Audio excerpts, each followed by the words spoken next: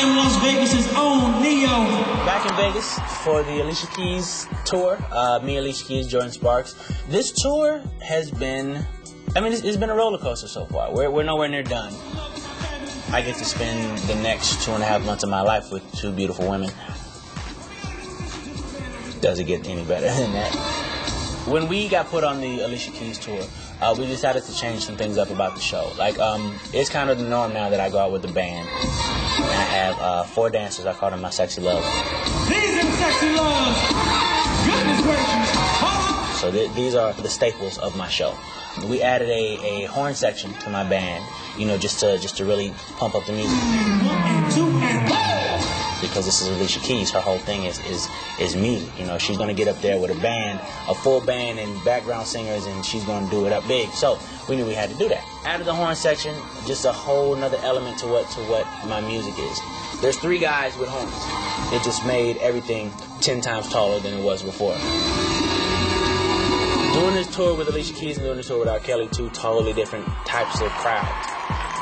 Alicia Keys' crowd is not the, that's not Alicia Keys' crowd. Alicia Keys' crowd is, that's nice. You're a really good young man. They're reserved, you know what I mean? So the first couple shows, we were like, are we doing something wrong? They're not responding the way that we're used to people responding. Like, we thought we was messing up, but then, we had to understand who we were performing for. What I wanted to do with the show is something a little different. I wanted to put like kind of a story to the show. The show basically, from start to finish, is the course of a relationship. We start off with kind of just putting on the Ritz type intro. I have my tux, my hat and the cane, and the sexy loves. They got the suits with the tails, and yeah, it's very fly. Meet the girl, fall in love with the girl. Girl winds up. Oh, I don't want to give it all away.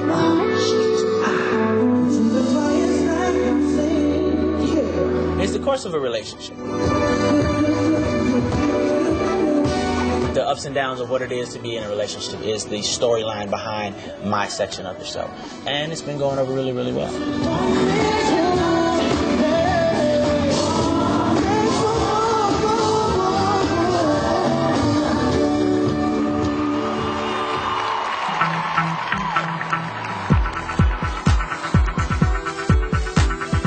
I grew up here in Las Vegas. I was born in Camden, Arkansas, but I did the majority of my growing up, like all of my middle school, all high school, all of that was here in Las Vegas.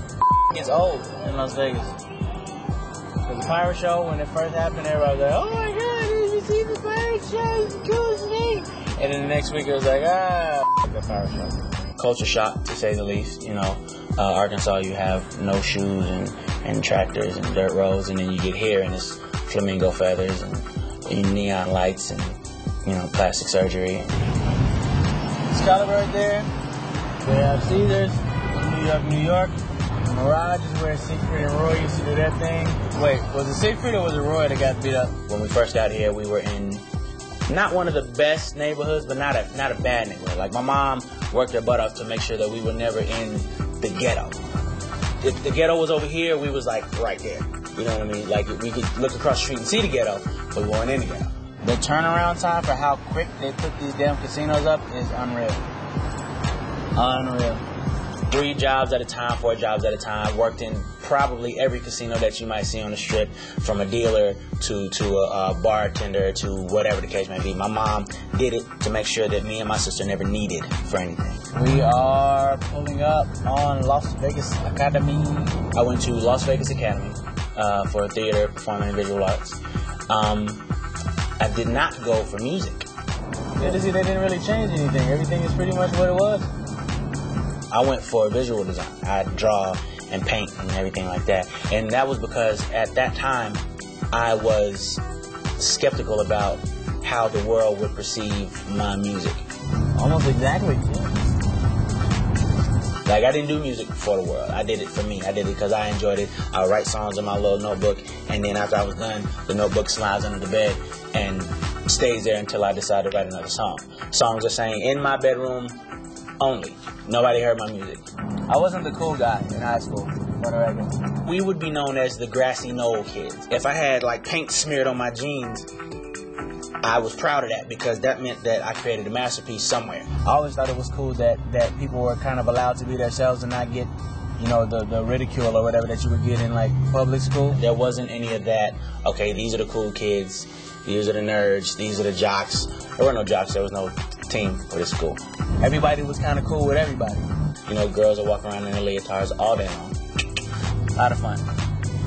Girls in leotards. Hanging out in Las Vegas before you become 21, not all it's cracked up to be. Right here is where the movie theater is. You're not really going to the movies to go to the movies. You're going to the movies to see what new girls are at the movie theater. That's the reason we went to the movies. The heart of the strip. This is Circus Circus. The illustrious, the ever so old looking. Goodness gracious. But this is where you would go. When we was in high school, you would go in here and you walk around in the big circle. And there's carnival games and there's places to eat. Yeah, fun. We would go to Circus Circus every weekend and walk this big circle for 3, 4, 5 hours and just meet random people. You know, we meet Becky and her 5 friends from Minnesota whose whole mind frame is what happens in Vegas stays in Vegas. Yeah. What up, Zert? Vegas show.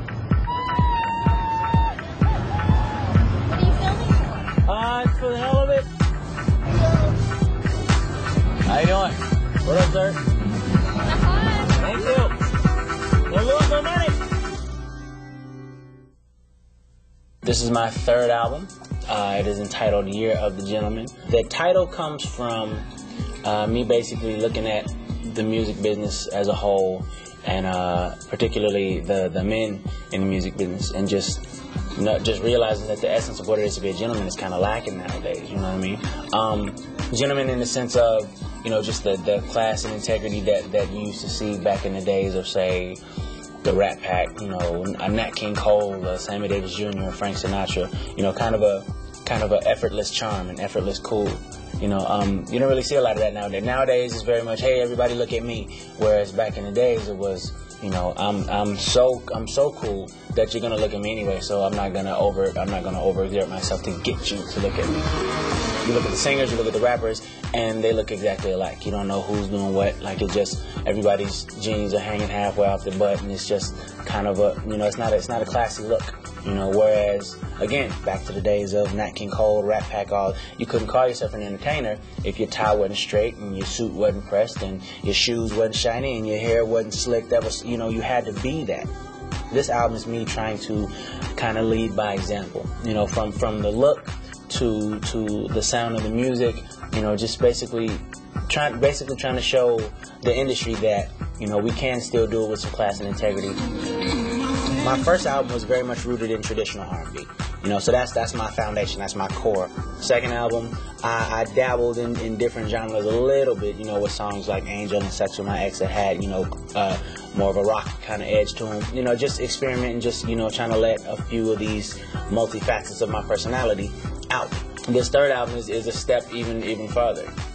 I've never been the kind of guy that like to be put in a box. I hate categories. I've come to find that the world is a lot bigger than this cute little box called urban that I've been in for the last 3 years. Started experimenting with different kinds of music, listening to different stuff, and actually digging a lot of it. You know, so trying to take bits and pieces of, say, house music and incorporate it into what I do.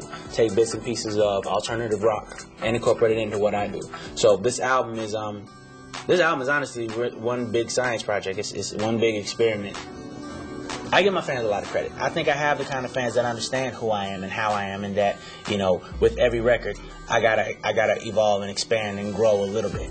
So, you know, they're riding with me on it. Even the ones that it's not exactly their thing, they're trying to get into it because they're like me. So that's a cool thing. At the end of the day, I was just trying to make quality music. Not black music, not white music, not urban, not pop, not rock, just quality music. Closer, the first single off of the album Year of the Gentleman. A little bit different than what I normally do, which can be scary. We were in London quite a bit last year, just the UK as a whole, quite a bit last year. And, you know, house music is kind of the thing over there. So The record Closer was basically me trying to capture the vibe of just what that is over there, and put the Ne-Yo thing on it and see what happened. The cool thing about house music and techno and all of that is it's so much about how the music makes you feel that the lyrics are almost not important. It's about that pounding beat, that feel that it gives you.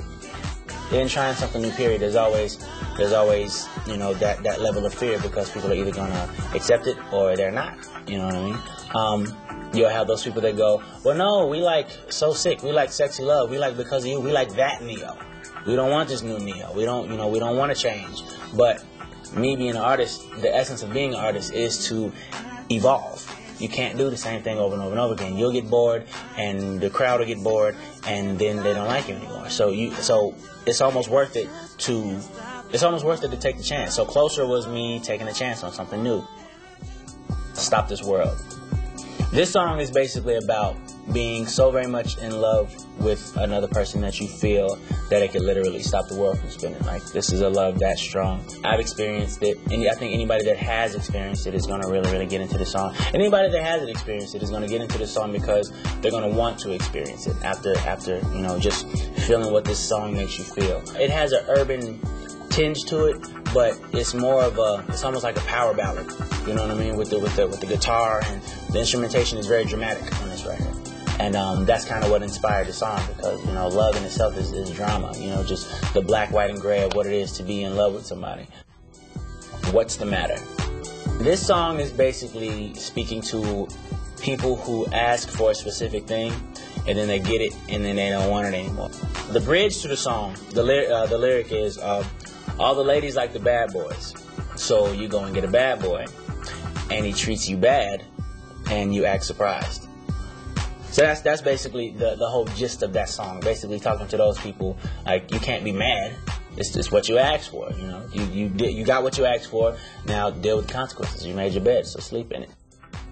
So you can cry. I always write about stuff that actually happens to me. Easier that way. A friend of mine, a female friend of mine, was dating this guy. They were very much in love, or at least she was. And he wound up doing something really stupid. He wound up cheating on her, whatever the case may be. He broke her heart. She locked herself in her apartment for 2 weeks and just shut the world off, you know what I mean? So jokingly, I said to her, you know what I'm going to do for you? I'm going to ask the sun to shine away from you today so you can cry.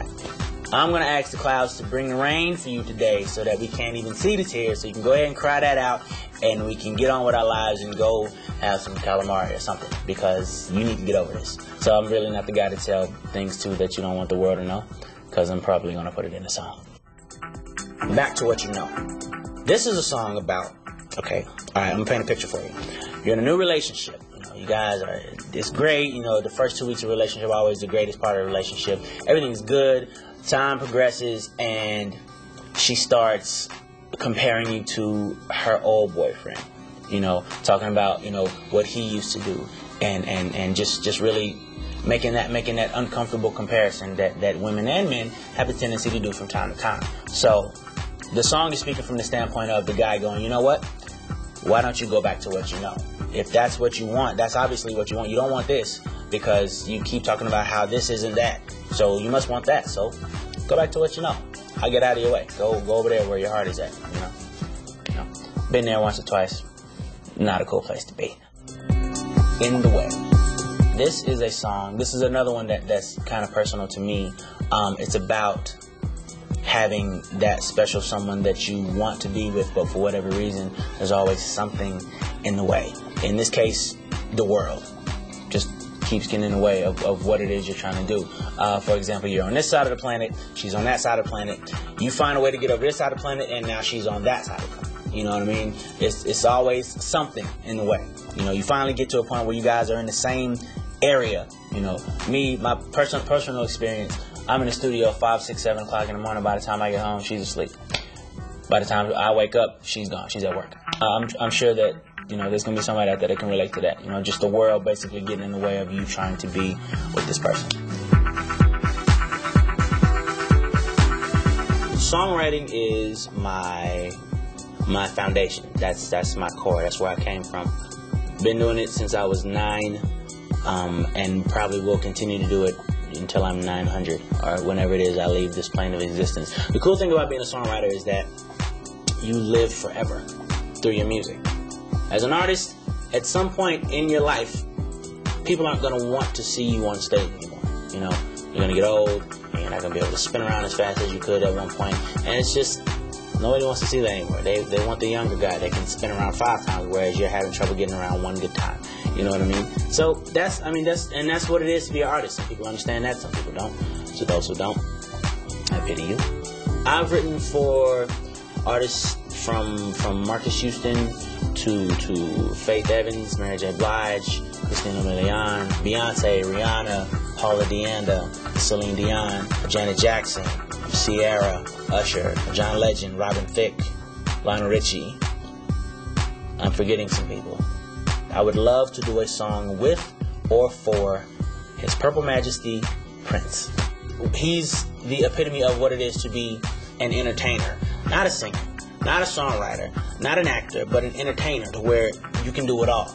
That's what I aspire to be. I aspire to be this being that embodies what it is to be entertainer.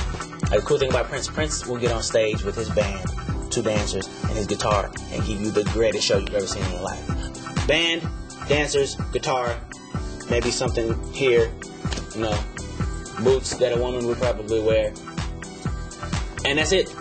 And he's gonna blow your mind. My process of songwriting normally happens, the melody comes first. You know, I have a team of producers that I work with. I call them my compound composers. That's what the Big Pretty C is about, my production company. They will normally, they'll come at me with music that they've already put together, and I'll write lyrics to the music that they've done, or I can come at them with an idea like, I have an idea for this song and I want it to go like this, and then they'll go, and then it'll come to beat. That would be a really, really sucky song. Never mind, ignore that. I've never spent more than an hour on a song.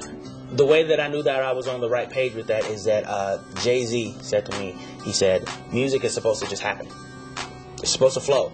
So if it's taking you longer than an hour to write a song, stop, because you're forcing it. And music is not something that's supposed to be forced. You know, it's supposed to happen naturally. So to hear him tell me that, a guy who has evolved past even needing a pen and a pad, Jay-Z doesn't write anything down. You hear these elaborate verses from him and know that he sat in front of the console like this for 15 minutes. Got in the booth and just did it. Amazing. I'm not there yet.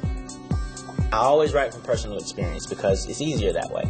I've never viewed myself as a celebrity, so I've always looked at myself as a regular person. I'm the guy that lives next door to you, you know. So I write about things that happen to the guy that lives next door to you. And in writing about regular things that happen to regular people relate. I didn't really notice how well I write from a woman's perspective until other people started pointing it out to me. Like, you really seem like you can get into the mind of a woman. It's impossible to do, mind you. Don't think that I got it figured out. I don't really get writer's block. It doesn't really happen to me. I normally, writer's block is not knowing what to write about, but being that I write from personal experience, being that I write from things that happen to me, I experience something different every day. You know what I mean? So as long as I'm on this planet and there are other people on this planet to you know, interact with me, I'm never going to run out of things to talk about. As long as you are making music that is timeless, or at least trying to, you will live forever. Your music will outlive you, your kids, and your kids' kids. And this is the beauty of being a songwriter. So that's something that I will never, ever, ever stop doing.